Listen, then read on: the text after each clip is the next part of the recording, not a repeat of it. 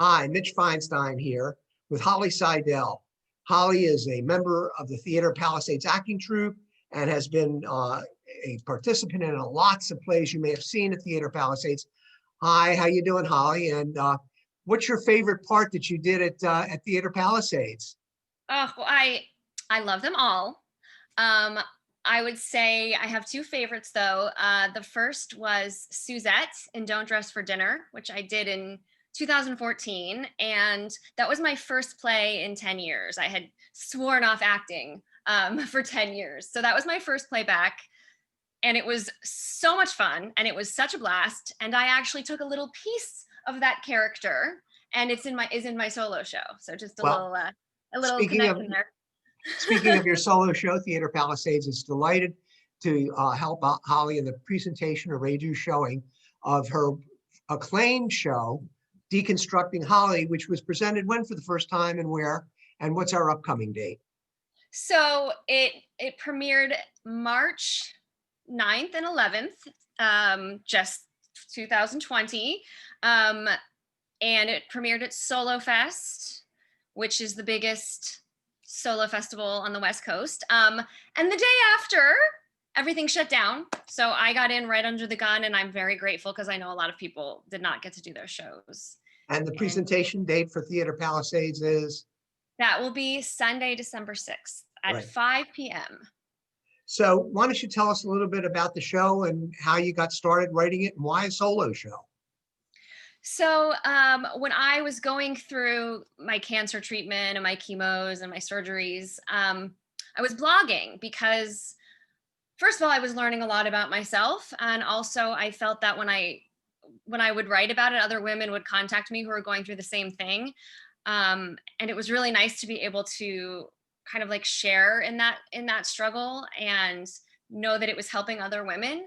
And so I always felt like when I got through the other side of it, there would be something that I wanted to create, because I feel like if you're going to go through something awful, there's a reason for it and there's something to learn, and then you can share that. So I always knew I was going to do something. I just wasn't sure what. And as time went on and I started getting better and healing, and I love theater so much, and I got back on stage, it sort of all the pieces just came together. I love writing, I love performing. And the final piece was when Bob, who's also in Theater Palisades troupe, put a flyer in front of me for a woman named Jessica Lynn Johnson who coaches and helps develop solo shows. And that was sort of the final piece. And so I went and I signed up like the next day. So I've heard that with respect to solo shows, that while it's a great technical accomplishment and great acting, it really does teach you a lot about yourself. So did you have that experience and learning about yourself as you went through this? Can you I tell us a learned, little about that? yeah, I learned so much. Well, I had been blogging for the Huffington Post for years about dating and relationships. And like I said, I blogged my own blog when I was sick, and I shared a lot about my issues and my wounds and how I sort of like got through all that and came to the other side. So when I was writing my show, I thought I was kind of already going to be sharing all the things that I had learned about myself. But as I was writing my show, I learned so much more about myself, and so much deeper about where like certain issues came from, where negative self-talk and negative self-beliefs, it just kind of shocked me. So it's very interesting when you see my show, it's me discovering these things about myself. The whole thing for me was, going through breast cancer, and then I'm a BRCA1 carrier. So I also had to do surgeries, some ovarian cancer type surgeries, and basically lose everything that you think makes you a woman. But I learned through that process that none of those things actually make us a woman. You're a woman for who you are inside. And I don't think I actually believed that until I wrote my show. Like, I'm like, that's what my show's going to be about. But I didn't really get it. And so doing the show in and of itself, writing it, was like mind blowing and healing. Oh, that's great. Well, so in writing it, were there any parts that were harder to write than others? Any particular section, and do you have a part of it that you love better than another? One part is my favorite, and I'm not going to give it away because you have to see the show, but I'm going to say it has to do with Star Wars. I did have a hard time writing a specific part that was just specifically about breast cancer. My show is breast cancer is just a tiny part of it. That was very hard to write. And it was very hard for me to perform some of the relationship stuff with my ex-fiance. Like that was really hard. There was a part that when we were in rehearsals and dress rehearsals, I would just skip over.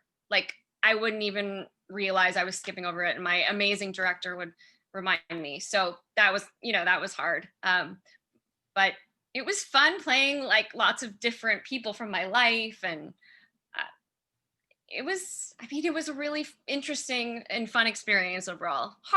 It's hard to relive a lot of that stuff. So as a wrap-up question, is there something that you can tell us about the process of creating a solo show or what you think about this? And we're going to have a Q&A answer afterwards. And what things do you think you can discuss at that people might be interested in asking you about? Well, one of the main things I learned is how much producers do, because I was producing my own, so you pretty much end up producing it. I have this whole new respect for producers that I just didn't have before. So there's so many aspects of that I learned. The importance of the right director is like everything when you're doing a solo show. So I'm really glad that my director, Jonathan, is going to be at the Q&A so that he can kind of help with that, because he took my play from like here to this whole other level.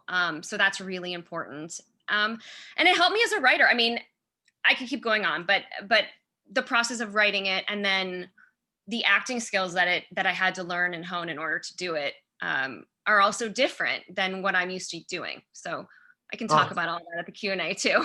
All right, well, that's great. That's going to be Sunday, December the 6th at 5 p.m. Pacific time. You can click right on this and get tickets. Get tickets online. And thank you so much, Holly, for spending this time with us. You are dynamic and wonderful. I'm sure the show's going to be great. So long, everybody, and take care. See you at the theater.